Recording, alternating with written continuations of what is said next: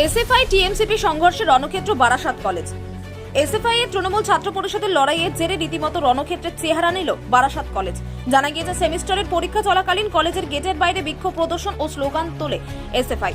পরীক্ষার্থীদের সমস্যার কথা মাথায় রেখে তৃণমূল ছাত্র পরিষদের সদস্যরা বাধা দিতে গেলে শুরু হয় দুই পক্ষের মধ্যে হাতাহাতি এবং চোখের নিমেষে পরিস্থিতি পাল্টে যায় গোটা এলাকায়। ঘটনাকে ঘিরে চরম চাঞ্চল্য ছড়ায় এলাকায়। পুলিশ ও স্থানীয় সূত্রের বক্তব্য, সেমিস্টারের পরীক্ষা চলছিল বারাসাত কলেজে। এসএফআই কর্মী সমর্থকরা আরজিকর কাণ্ডে বিচার চেয়ে মিছিল করে বেলার দিকে কলেজ গেটের সামনে আসেন এবং স্লোগান তোলেন শুরু করেন।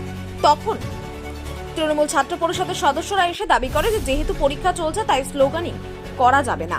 সেখান থেকে শুরু হয় বিবাদ এবং তা গড়ায় হাতাহাতিতে। অশান্তি রুখতে গিয়ে আহত হন এক পুলিশ কর্মী, মুখ ফেটে যায় তার। পাশাপাশি অভিযোগ তোলা হয় যে এক এসএফআই কর্মীও আহত হন। এই ঘটনার প্রতিবাদ জানাতে বাম ছাত্র সংগঠনের সমর্থকরা বারাসাতের আয়কর মোড়ে টায়ার জ্বালিয়ে রাস্তা অবরোধ করেন।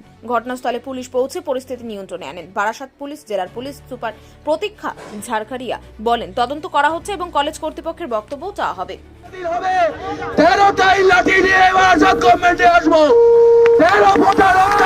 বিচারের দাবিতে যে সেটিং চলছে, তৃণমূল বিজেপির বিচারের নামে প্রহসন চলছে, তার বিরুদ্ধে এবং কলেজে কলেজে ছাত্রছাত্রীদের কণ্ঠস্বর ফেরাতে হবে, ছাত্র সংসদ নির্বাচন করতে হবে।